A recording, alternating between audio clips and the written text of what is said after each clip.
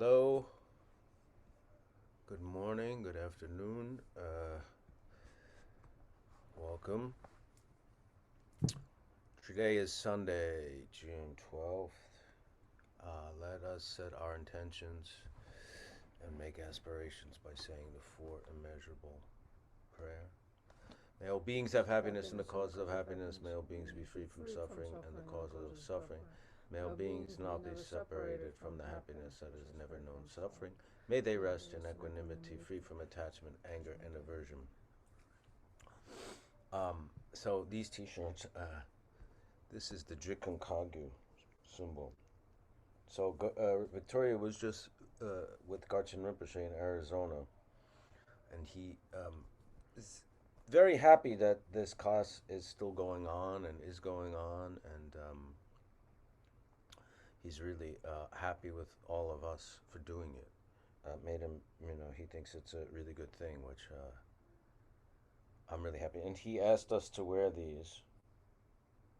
So if you go to Garchen Institute, Garchen Buddhist Institute website store, you could probably buy these if you want. Yeah, they're also only $5, so yeah. It's a really go to good a good buy. Cause. But anyway, this is the symbol of the Drikun Kagyu. So in Tibetan Buddhism, there's four main branches. Kagyu is one of them, and within Kagyu, there's several other branches. Drikun Kagyu is what Garchen Rinpoche, his lineage, and so that's what this symbol is. And even you all, by doing this, have made a connection to that lineage, because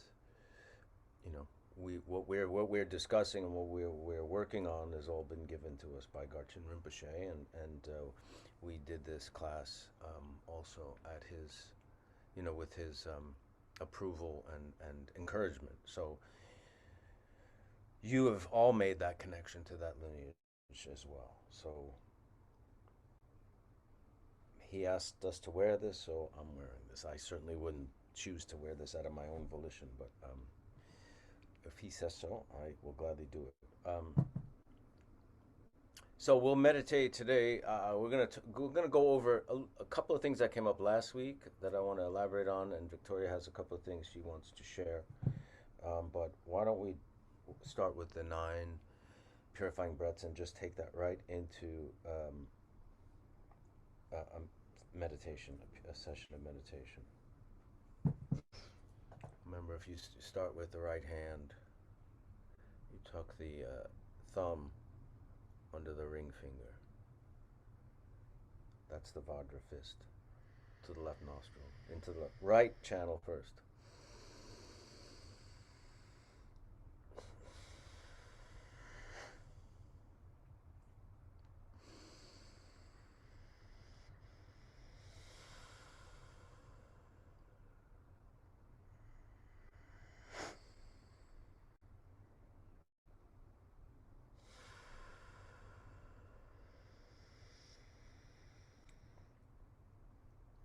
And after 3, we switch.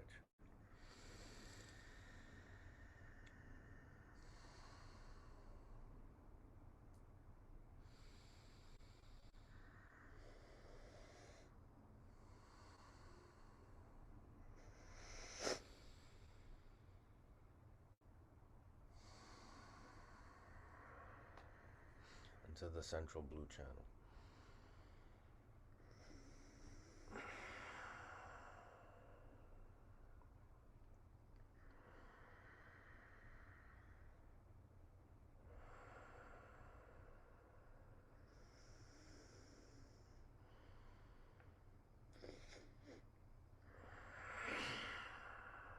On the out breath, imagine the out breath merging your consciousness with space going through the top crown chakra. And let's just meditate. And I may talk through some of it at some point, or maybe not.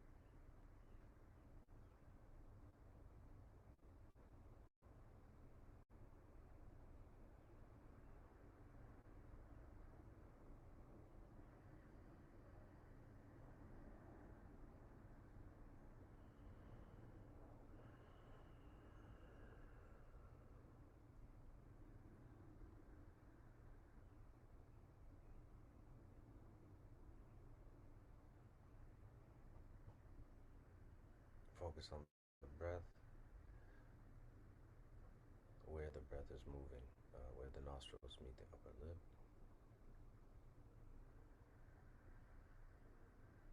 When you think, when you have a thought, when the mind starts to think, which it will, you can go back to the breath.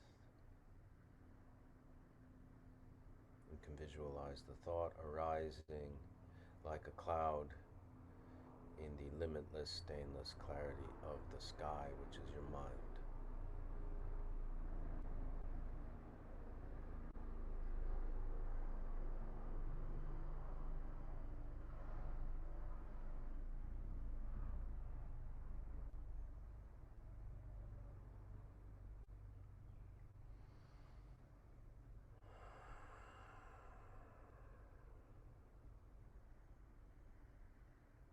And the key is becoming aware that you're thinking and then applying that technique.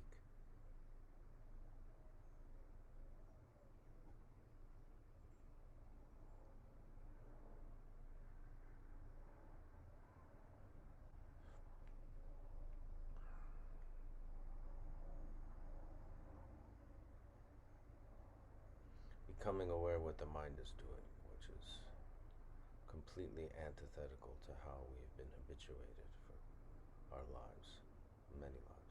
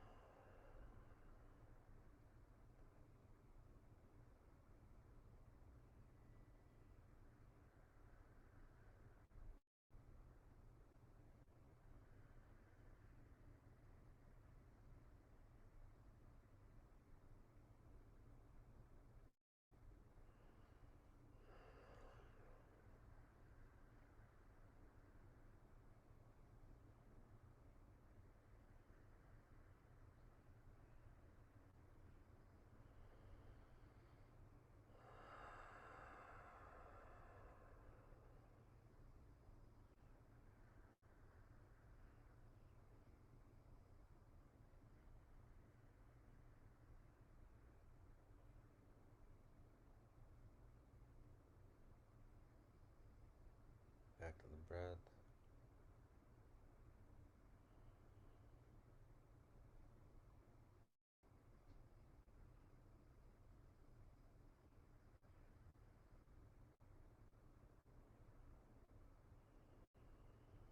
Mind looking at mind.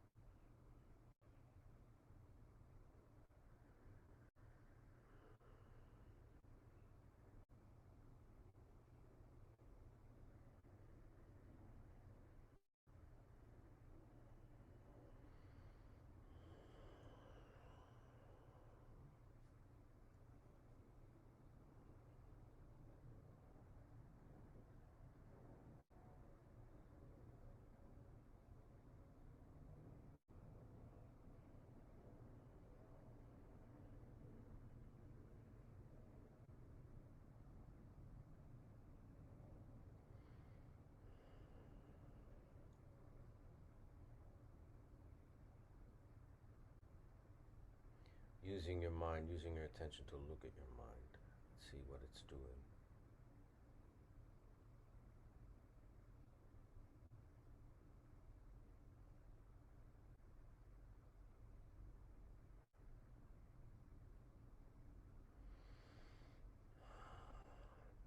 And when you catch yourself thinking, when the mind that's looking at mind knows that it is thinking, it is aware of it, we leave the thought where it is, we don't chase it, we don't push it away.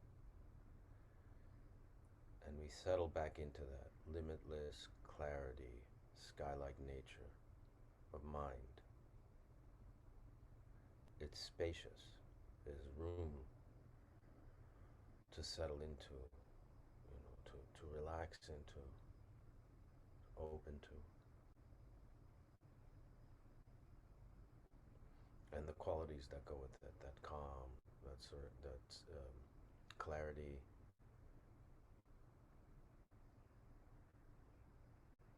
peacefulness,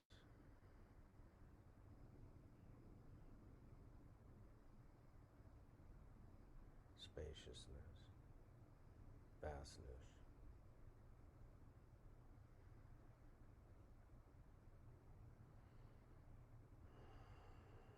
openness.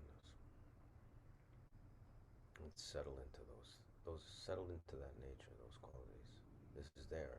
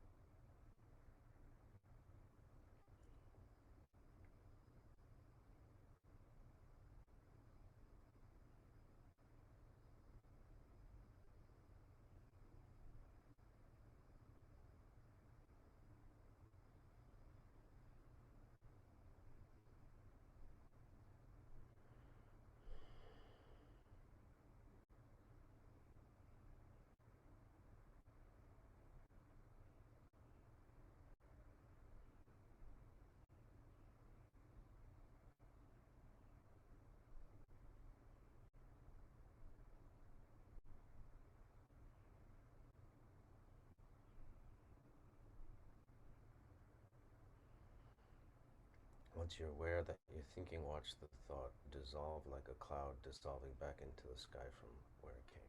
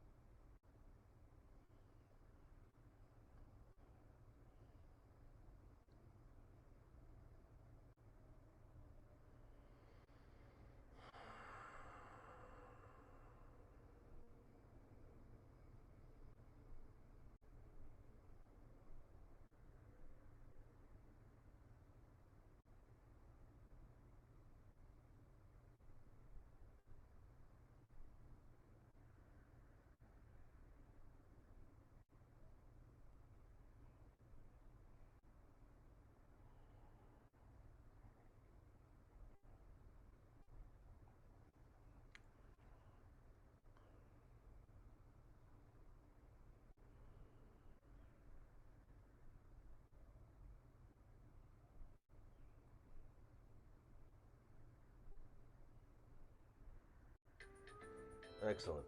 Okay. Just something to be aware of, every time we do this, those of you who've been doing this a while, a lot of you have been doing this for a while,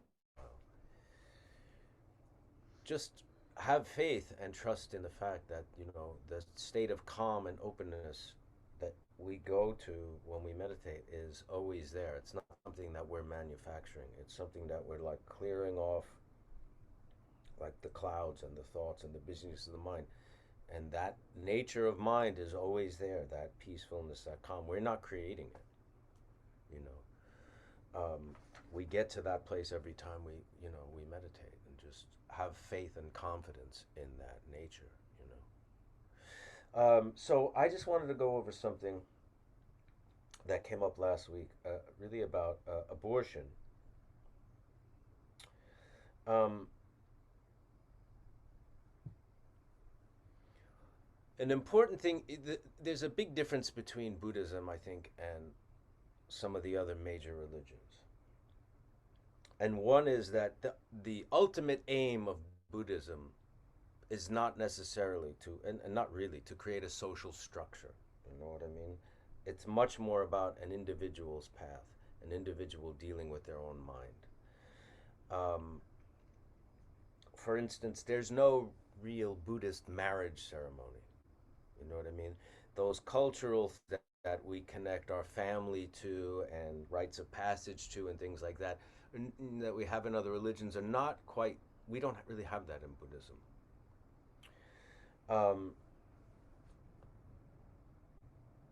Buddha talked about in the Four Noble Truths, uh, which Victoria is going to talk a little bit about today.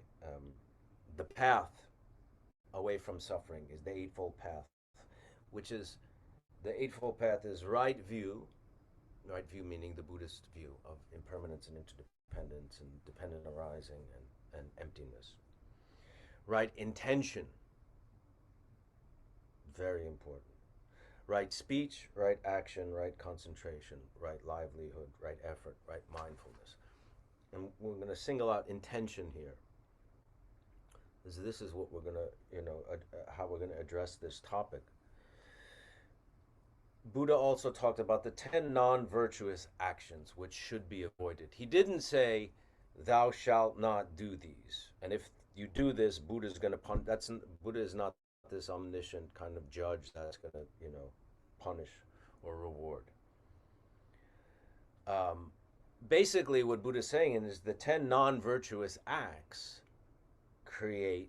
have the potential to create negative karma.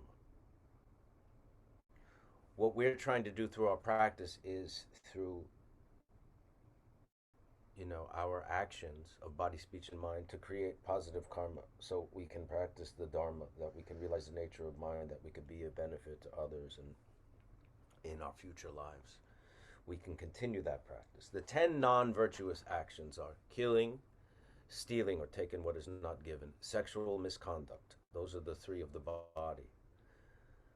Of speech, there are 4. Lying, gossip, harsh speech, and slander. Those are the 4 speech. The 3 of mind, there are 3 non-virtuous acts of mind. Greed or covetousness, bad intentions, and wrong view. Again, wrong view, not having the view of cause and effect, dependent arising, emptiness, impermanence, and those things.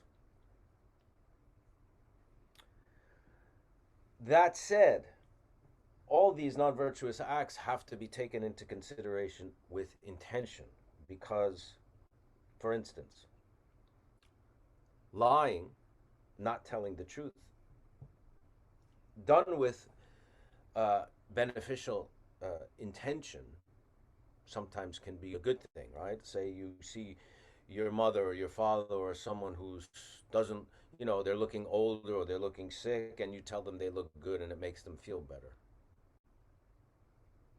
right? Telling the truth's not always kind, right? Not always beneficial or something like that.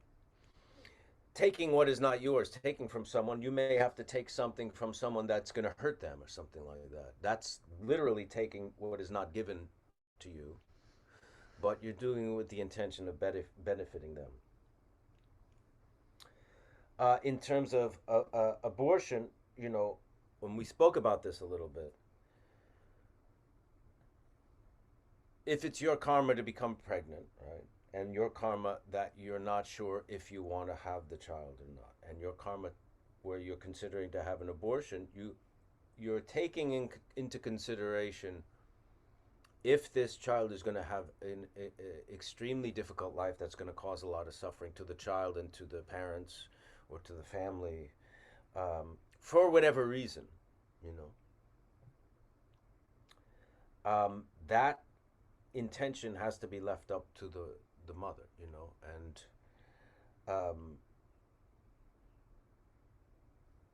you're going to deal with whatever karma is created by that act, but it's not this black and white. It's not this one size fits all. you know. The same thing, say for, you know, say you have a loved one who's, you know, suffering at the end of their life or has cancer and suffering and pain, and you administer some kind of euthanasia, some kind of thing to help them. That's also considered killing, but yet the intention is to alleviate this suffering in this individual. Suicide also comes under the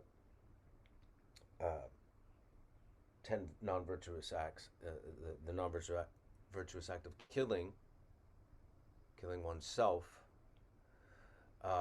and that can incur a lot of heavy negative karma, you know, suicide. Yet again, someone who is in really severe suffering and decides to take one's life and you know, end that suffering, or it's about intention. You know, we can't separate or divorce these actions from intention, and so we have to look at Buddhism as this is our path. This is a path of an individual. At the same time, like I said, Buddhism is not interested in necessarily creating social structure, which is why when you're talking about laws, so whatever I think as an individual, whether if I was a woman and decided and got pregnant and decided to have an abortion or not have an abortion, I'm someone personally believes in the choice, and that the law to allow that choice of the individual, the woman, to decide whether or not they have it. Whether or not I would do it myself or not, you know what I mean? It's not that I'm saying my religion says no killing, so nobody should kill, and the law should say that. That's what I'm referring to in terms of not Buddhism, not per se being about creating a social structure. That it's much more about this path of the individual and dealing with your own karma and making decisions out of that place. Would you like to elaborate on that, or go right into what you wanted to talk about? I Or think they're it's both similar. I think it's related. It's related. So I'll let Victoria continue. But I just wanted to, you know, go into that a little bit more, and just, you know, those of you who are really interested in, who have become Buddhists or interested in becoming Buddhists, really, it's important to start thinking of Buddhism in terms of that way. It's different. There's a difference than, like, I guess they call those the Abrahamic religions, like Judaism, Christianity, and even Islam. You know, they have their own, you know, benefits, and if that's your religion, and that has meaning and is an authentic path and a meaningful path to you, you know, I'm not saying one's better or Buddhism's better or Buddhism's worse. This is what, you know, the difference is, though. You know, it's much more about an individual path, and intention is something that always has to be considered. You know, even in face of these, we're not just taking these things at face value.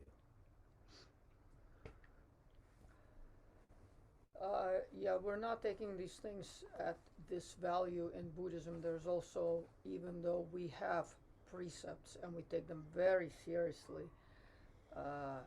never to harm, always to do good, to do, you know, to act out of loving kindness. But all these kinds of things have to do with really understanding reality and the nature of mind, rather than just have a set of orthodox rules by which we kind of hammer and slam up every situation. Because, as Michael said, there's a lot of gray shaded area, and so we have to look each and every single time how to act. There's just no one rule that covers everything. You know, there will always be exceptions, and actually all experiences are utterly unique. Only what gives us the semblance of something that stands and this, you know, has an identity are words, because otherwise experiences on their own, you know, each one of us is a universe of absolutely unique and different experiences based on our karma and where our mind is, how it evolved up to that point. You know, each one of us will experience an identical one thing in the world. We will, each one of us, experience in completely different ways. For one person, ice cream is, you know, absolutely delicious. For another person, ice cream is deathly because they have diabetes. For another person, ice cream is also deathly because they're lactose intolerant. For another person who produces ice cream is toil. You know, for a person who's very, very overweight, ice cream is addiction. So there is only the word ice cream is what maintains this kind of one identity. But these labels, you know, is the only thing that kind of, you know, allows us to think of the world and self-standing things. But these are merely labels. Our experiences are utterly unique and different, and each one of us is like a world of these unique experiences, because everything we experience is so very much based on really who we are and our, you know, our karma, our predispositions, and our mental capacity up to that point. And we're always a work in progress, so that means always our experiences are evolving with us. Anyway, what I wanted to talk about a little bit today, again, you know, First Noble Truth, the truth of suffering. And just to give it a little bit more clarity, a little bit more definition. Uh, Suffering, in a very general kind of a way, we can classify in two ways. We can, you know, obstacles can be outer or inner. Outer obstacles are our body, the kind of body that we have, healthy, young, old, you know, sick, predisposed to certain kinds of things. Uh, Being rich or being poor, those are outer obstacles. Because, and Rinpoche always says, if your karma is to be poor, you could do whatever, you could stand on your head, but if you don't have karma to be rich as a result of your previous lives and your previous actions, you could do a lot of things, and it may change a tiny little bit, but fantasies are not going to change the situation. Karma will stand. If you were kind and very generous in a previous life, chances are that you'll have a much wealthier situation in this life. But if not, we don't need to obsess about it. It's karma. It's gonna, you know, it's gonna happen as it will happen, because it's an immutable law in the universe. If we're driving and our car breaks down, that's an outer obstacle. If we're getting older and our hair is getting, you know, is falling out, that's an outer obstacle. These are all kinds of things that are happening as a result of our karma.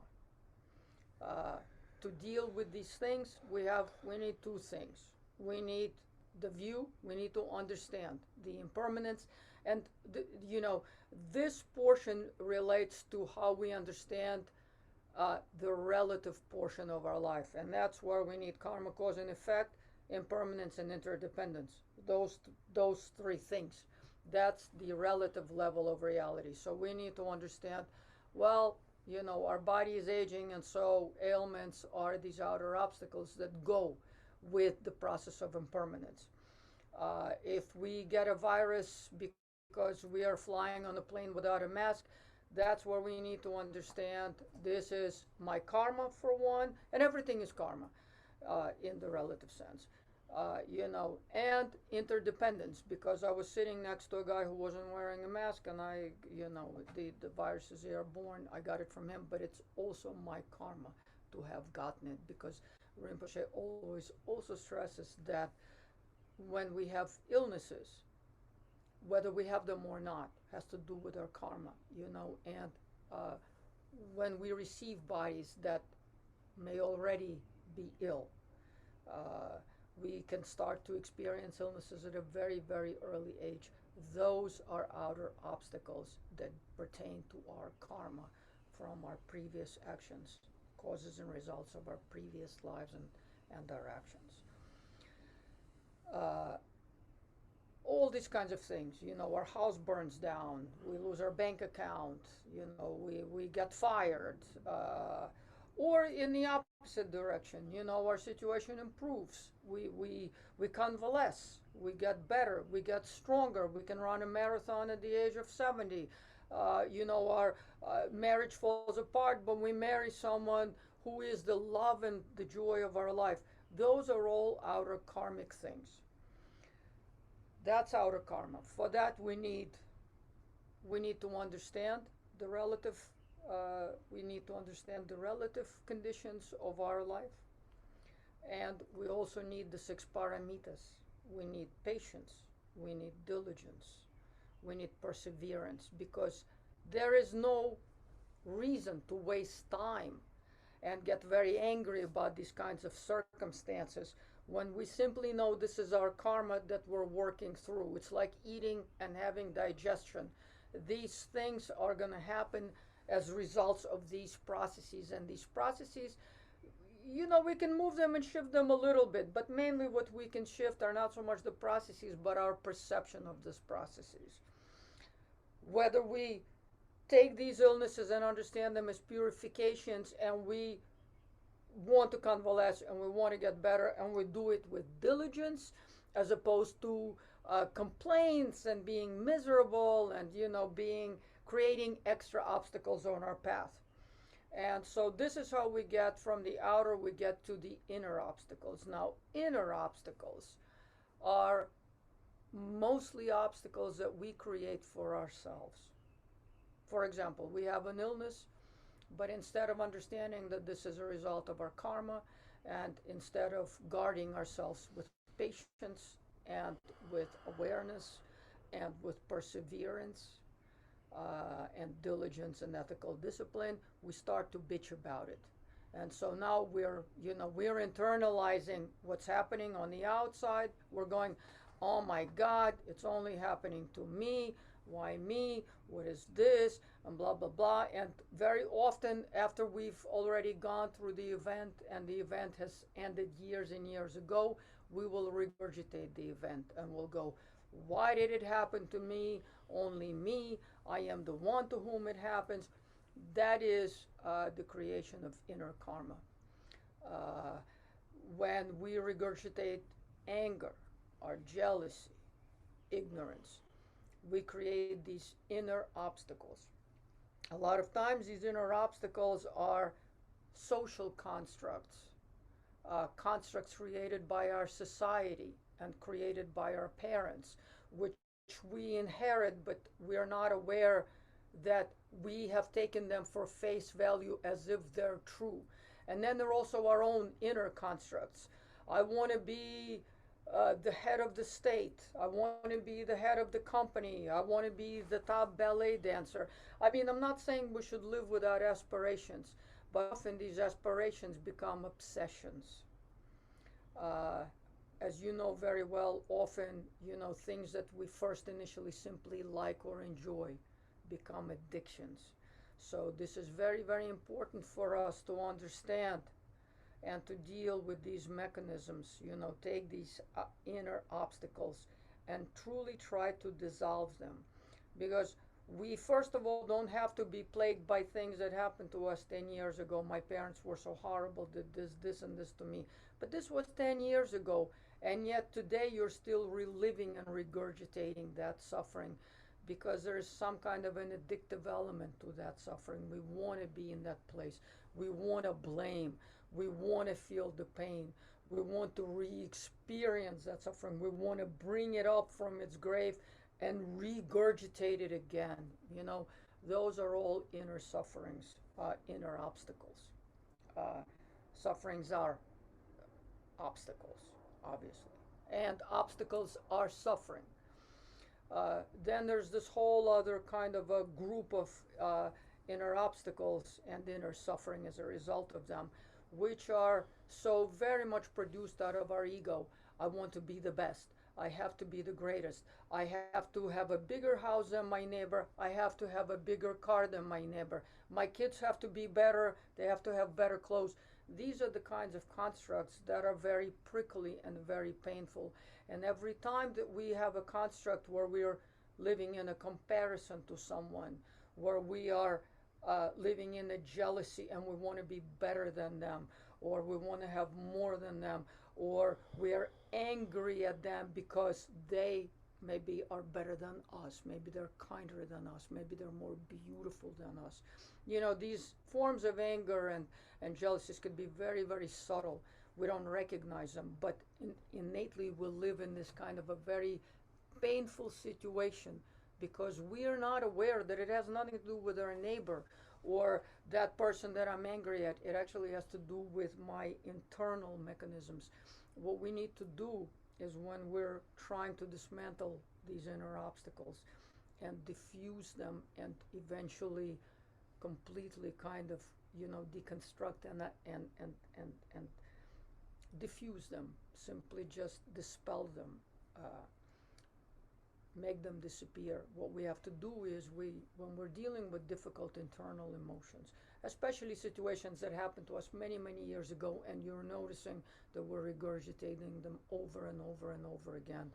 I mean, by this time, most of us have figured out that those are the things that we volitionally bring up.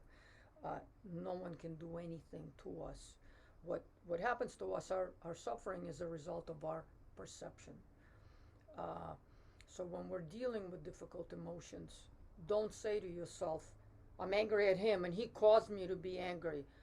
Take away the object of anger and simply look at the anger or the jealousy itself. Work only with the emotion. Do not even for a minute think that the object is causing anything. No one can cause anything to us. Our perceptions of situations cause this pain to us. And be very, very aware of these constructs that ego creates all the time, these comparisons, these desires, because we're comparing, because we want to outdo, because we want to be better.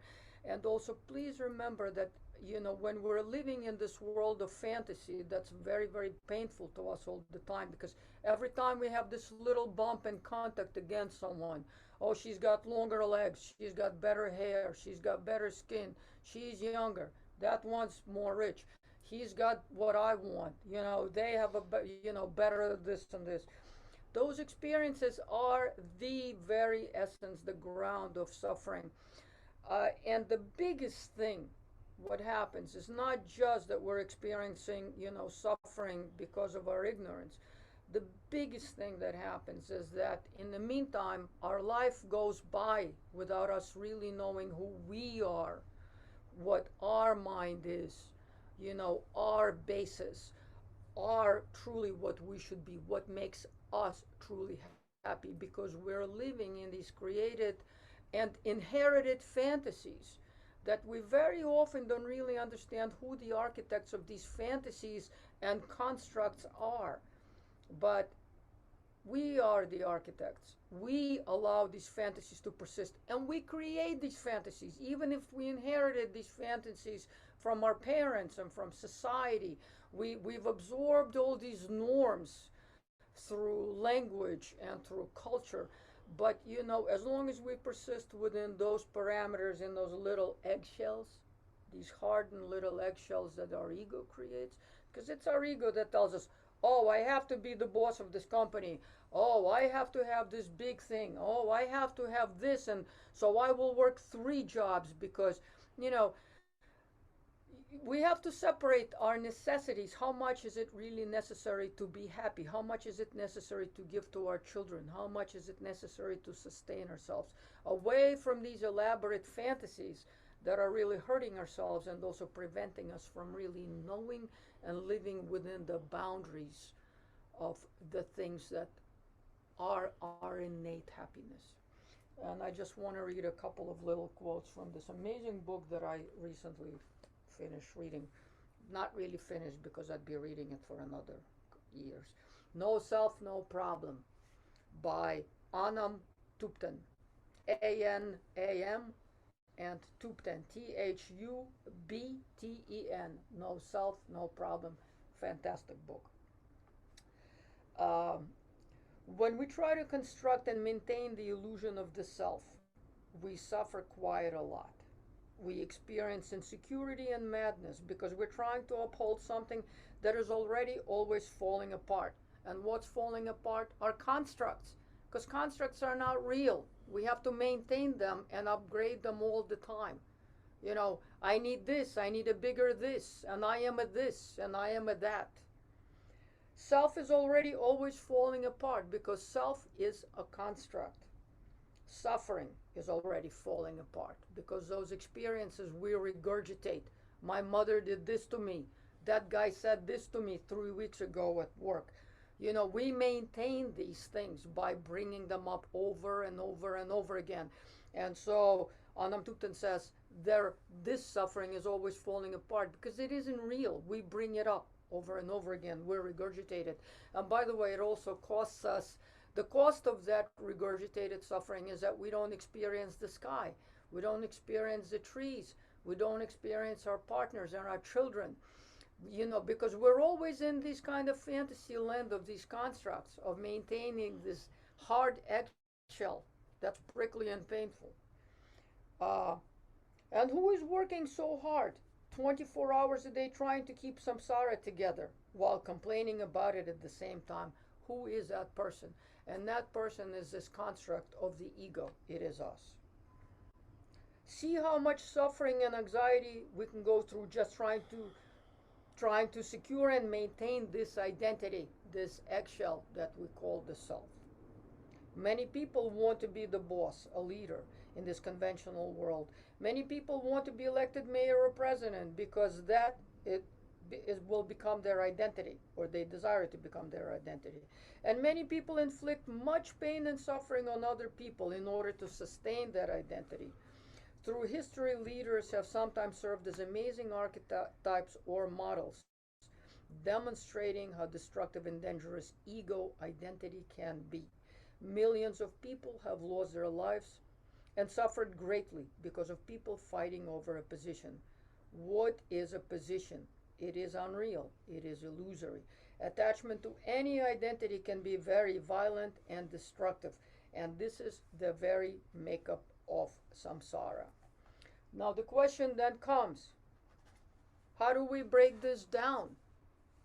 What is the element? What is the instrument of knowing the space that is not all that, which is not this suffering, the construct, the identity, and all that goes with it? And the answer to that is meditation. It is the only vehicle that can take us out of the dualistic samsaric mind to where we dissolve all these constructs.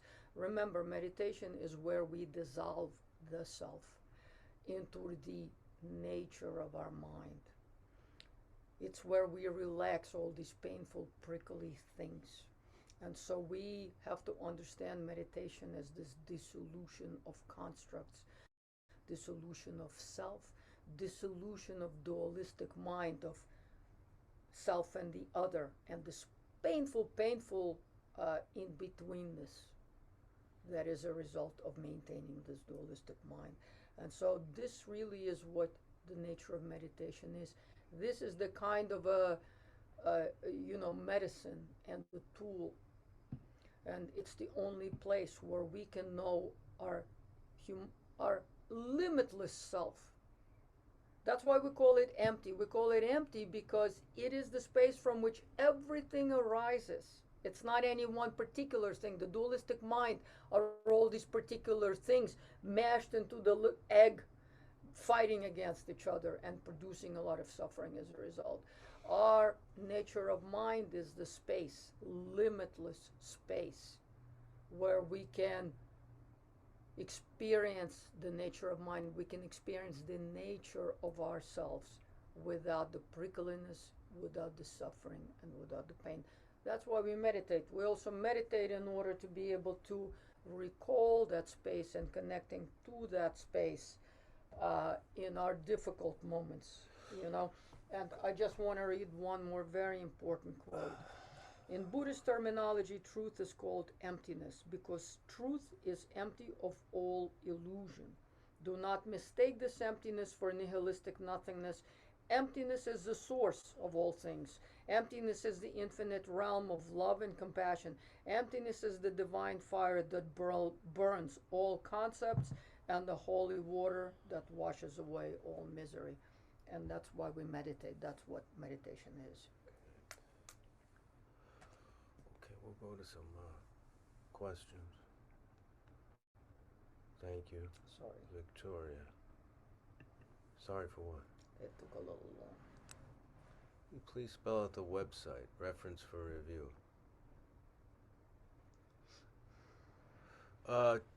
Nick, can you just put the website up? That Oh, the website Garchen Buddhist Institute. I don't know exactly what. I just Google Garchen Buddhist Institute. Garchen.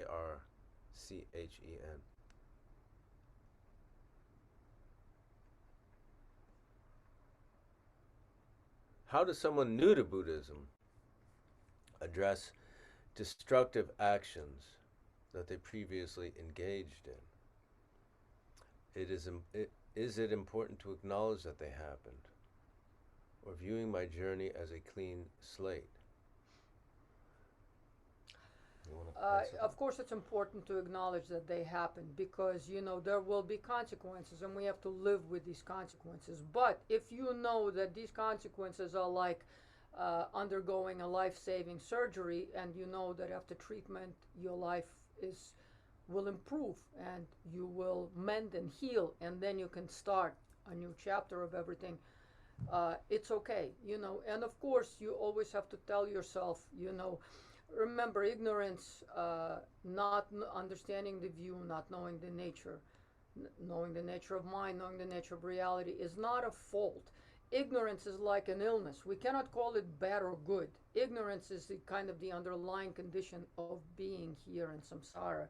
It's the basis of all destructive and negative actions. But when we start to, we begin to engage in the Buddhist view, we begin to little by little to start to see the light out of this dim place. We also have to give ourselves permission to start to live without the baggage. And that's how we stop repeating certain acts and regurgitating them all the time. It's twofold. One, you give yourself permission to drop that baggage. And second, you have to really want to go toward the light of truth and reality. So, it's the Buddhist path is a threefold path: learning, hearing, pondering, and meditation. Hearing is learning, reading. Pondering is analytical portion of after you hear materials, you examine them, the teachings. And third, and most important, of course, all three are important, but don't leave these things on a conceptual level, because meditation is the only non-conceptual tool where you can understand and experience these things directly, like eating ice cream instead of just reading about it in books. Without that third and final step, we create another construct. We create like this religious persona, another identity that's gonna prick and hurt others and hurt oneself. So we need to dissolve all these things in meditation. And that's why meditation is the only tool that can actually get us to the experience of what this solution is, what touching the nature of one's mind and reality is.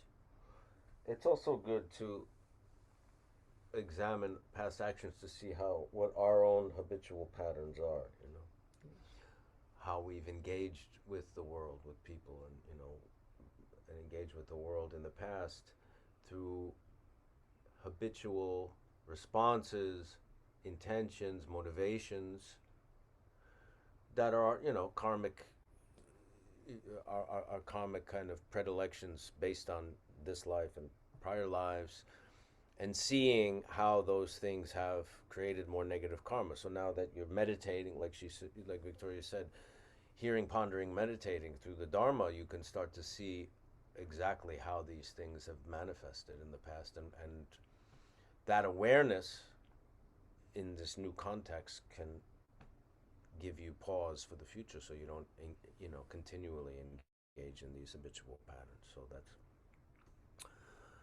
that's good, to look at them, not just acknowledge, but see what the motivations were and things. And set the intention of not continuing these actions. Intention is intention is key in Buddhism.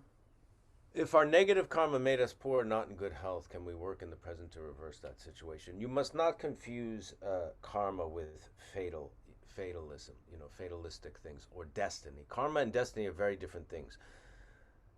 So, absolutely, of course.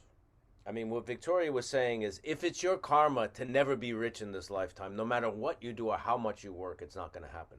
That's not the same as being fatalistic. It's all it is that the causes and conditions that are operating in your life based on your prior actions and your karma are going to prevent that or not.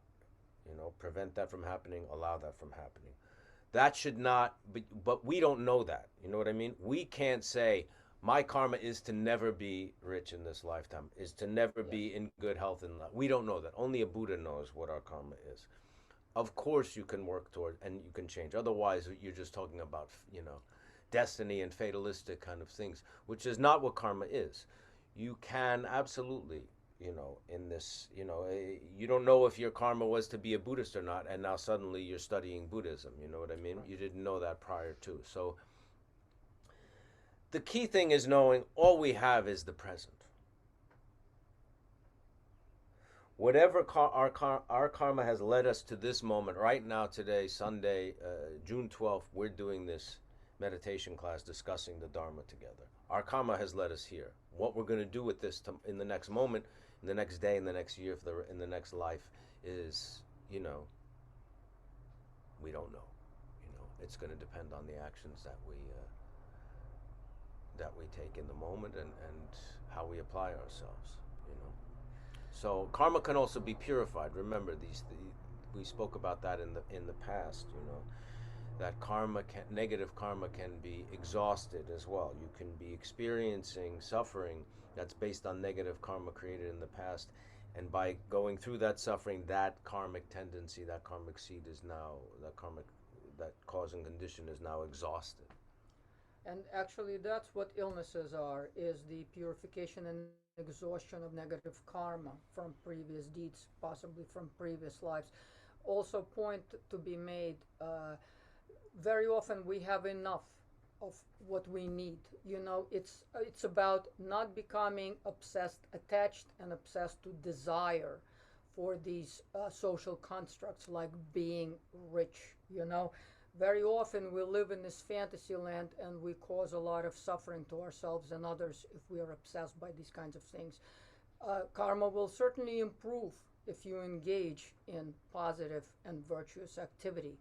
But again, we don't engage in positive and virtuous activity for the sake of becoming wealthier or this or that. We do it because it's the only way to be and it's the only thing to do, obviously. Is becoming aware of karma a product of karma? Will someone without this awareness remain stuck in samsara? Becoming aware of karma, everything's a product of karma, right? Your situation is a product of karma. Karma is the law of cause and effect, right? And karma also is connected not just to this life, to prior lives. Will someone without this awareness remain stuck in samsara? Without awareness, yes. I mean, that's the point. I mean, everything is a product of karma except the nature of mind. So when we have awareness and we can connect to the nature of mind and we understand that we don't have to be possessed and completely eaten up every moment of our existence through what is happening to us, because there's another part of us that we can connect to, changes will definitely happen by connecting to the nature of mind. Connecting to the nature of mind will also make us understand that we can act and be in a different manner. We could release a lot of the afflictive emotions and we can conduct ourselves in a different way. So awareness is, of course, the key to, you know, understanding karma and not being so not feeling being victimized by it. You know, understanding karma is also very liberating. I mean, understanding that things happen as a result of karma is also very, very liberating and freeing, because we can, the things that are happening to us now, we can take with forbearance and we can act to create positive results because we understand the karmic law of cause and effect. So it's, karma is not something that we should attach good and bad to. We should just understand it like the mechanical laws of the universe. And so it's very liberating because when we understand it, we don't have to fall out of windows. You know, we can kind of work backwards and take the elevator, right? What is the Buddhist view on suffering in a relationship and using that suffering as a reason to leave it?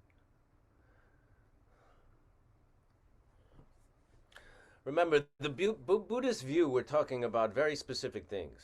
We're talking about cause and effect, dependent arising, emptiness, interdependence. You know what I mean? And when we're talking about what actions obviously are to be avoided, things like that. Um, you know, so you can't say there's a Buddhist view on everything and every situation. There is your view, and you can cultivate and gain a certain amount of wisdom in terms of what to discard and what to accept in your life based on your practice of hearing, pondering, and meditating on the Dharma and on Buddhism, on nature of mind, and on the Buddhist view. You know, that said, that's a question you really have to answer yourself, you know? I mean, um, how much of the suffering are you contributing to, right? How much, first of all, you know, you can say that.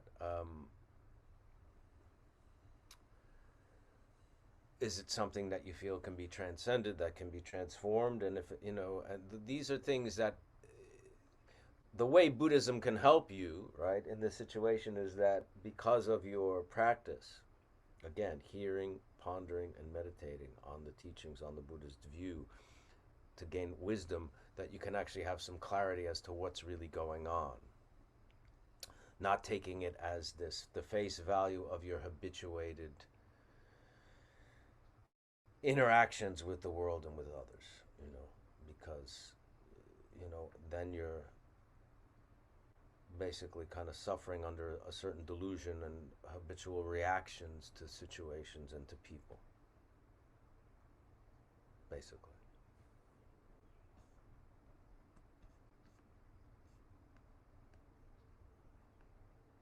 What is the role of meditation in physical healing? I have family members who are ill who I think can benefit from a practice, and trying to have them add meditation to their pills and procedures. Absolutely.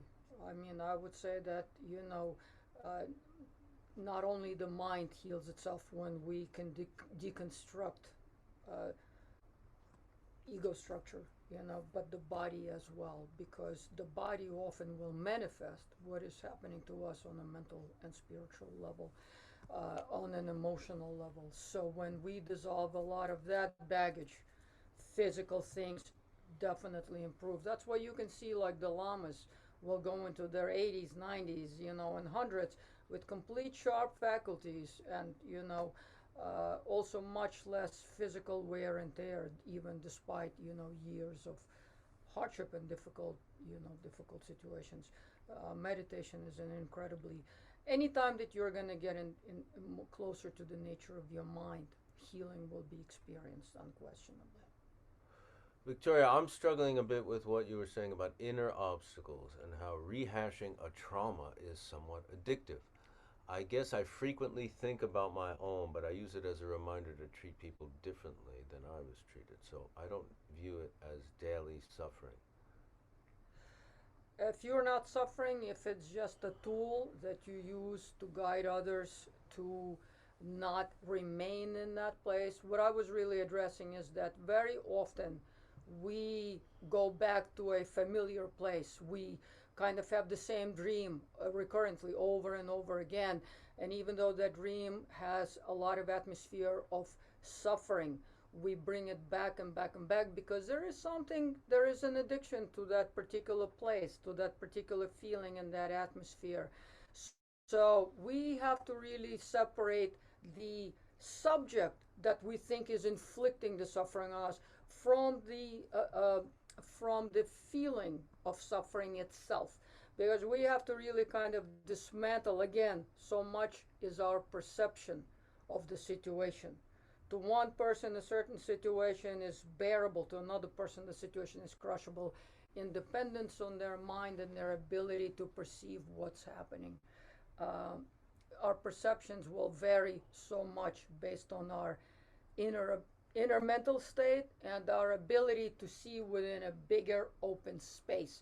If we reduce everything and say these are the causes of my suffering and they exist externally, you know, chances are the choice of returning and the recurrent theme of a difficult place where we continue suffering. And we maintain that suffering by bringing this situation over and over and over again, because really the thing is we have to be in the now.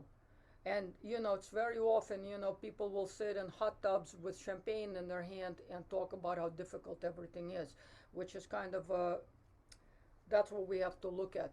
Because the suffering is not happening right now in this instance, but you're talking about it, so that's a choice, and that's what we have to examine. We have to seek places for ourselves where we create spaces which are void or, you know, at least reduced from these levels of suffering. And we also really have to become aware how much suffering we're bringing about by uh, bringing back these emotional situations back over and over and over again. Because the more we do it, actually, the more we will want to do it. You know, that is kind of the structure of addiction. Being addicted to anything is bringing it over and over and over, repeating it over and over and over and over again. So what we have to dismantle is not so much the cause of where the initial suffering happened to us, because we can't dismantle or kill the person. We have to work on our feelings and making sure that we're not stuck in an addictive cycle, because you know, most of our time we spent in these kinds of uh, internal addictive spaces that we create for ourselves by bringing them back over and over again. I think we're all familiar with obsessing uh, and bringing back a specific kind of a situation that is, you know, filled with particular uh, a feeling and emotion of suffering, and which also, by the way, does not permit us to see what there is now, and also that right now we don't need to be doing that and to be suffering. That right now could be filled with lots of other choices and feelings and emotions. That this really feeds into this next question about someone who has a friend who's a long-term drug user. I spent well over a decade trying to help with advice and being there, but his company has become exhausting. I avoid his phone calls because he's high or drunk. Yeah. Yet ignoring him doesn't feel very mindful.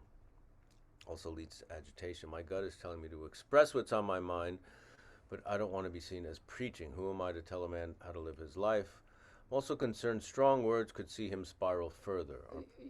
Um, yeah, I've dealt with these things in my life a lot. But you do You have to be also, honest. yeah, I think you know, you also have to have boundaries. Just because you know, we have to also have to have some wisdom in terms of what we can do and what we can't. We're not, you know, the saviors of the world, and we're gonna like heal everybody and, you know, be that person. You have to weigh between, are you enabling this person by not addressing it, and also how much can you handle as a person. You know what I mean? It's like, what good are you doing listening to him rant in a drunken high, you know, 2 hours or something like that? Is that doing him any good? Is that doing you any good? I think being honest is probably really smart, because, you know, part of a big thing about addiction is denial, and, you know, not wanting to face the fact that you're addicted to a drug or whatever and ruining your life. So, you know, um, part of you know, the result of being in this kind of state is losing your relationships. You know what I mean? And that may be inspiration to kind of finally get help. But yeah, I think you have to be honest, and also be, you know, you also have to allow yourself to have healthy boundaries with people. You know, then you get into the area of codependence if you're kind of allowing this to fester. And there's, at some point, you may say, "That's enough. I'm not helping you. I'm not helping this person. This relationship is toxic to me." And at some point, you know, you have to make a boundary so you can, you know, so you're not caught up with this, you know, drama all the time. And you know, those things are, you have to weigh uh, and try to have clarity with. And also being honest, I wanted to just add to Michael's, everything he said is so uh, very perceptive and precise. By being honest, I don't mean that you criticize and you point finger, you know. By being honest, you're acknowledging the limitations of yourself and of what this relationship can hold. So the way that you speak to your friend at a moment that there's a little moment of sobriety, or little space where a conversation, meaningful conversation, can actually take place, is that you say, I love you, I want to be there always for you, but given the situation, the fact that I'm not helping you, but maybe you're just kind of, there's this codependent addictive thing that's happening, by the way, which, if you don't address, will result in aggressive behavior and resentfulness from you, because that's where the energy will lead to, inevitably, if you don't deal with the situation. And you say to your friend, but I am near the time where you're going to lose me, because I don't want to be there as somebody who allows you to persist in this situation, and at the same time, it's my energy can no longer sustain it. I don't have the space in my life to continue this way, because it's meaningless, and you really can't waste your energy. You cannot, you could also be giving your energy where it's productive and can benefit people. But if you're not benefiting someone, they're just wasting your life source, then you have to make decisions and be honest about it with that person and yourself before it leads to resentfulness and aggression. Yeah, and you can keep the focus on yourself when you address Yeah, it with this person, exactly. and just say, Exactly. talking to you when you're high and drunk makes me feel this way. Makes me feel that you're not really present for me as a friend, that and rather than saying your life is going down the toilet, and Right. you're going to suffer and you're destroying yourself, keeping the focus on yourself and your own feelings is always really helpful. Being honest, just being very honest and saying, we're at the point where you may lose me and my friendship, because I feel that my love has become counterproductive, and Because that's the truth. and basically, That is what's happening. sometimes we can only do a little bit, but sometimes putting a little drop in the bucket can really change the situation. So you do it with the best of intentions, you do it out of the deepest place of love, and then you just, you see what the results are. I mean, we have to make peace with certain things. Okay. Let's close the class. Thank you, Nick Solidago, our producer, for his generosity and kindness for making this happen. Let's Thank you. dedicate the merit from today's session to the benefit of all beings. By this merit, may Merit all may all beings beings attain attain a a state of state of enlightenment and enlightenment conquer and the conquer the enemies of enemies of faults and faults and delusions. delusions. May they May be they be liberated from liberated this from the ocean of samsara samsara and its and the pounding pounding waves waves of of birth, birth, old old age, age, sickness, sickness, and and death. death. Thank you. Thank you. See you next week.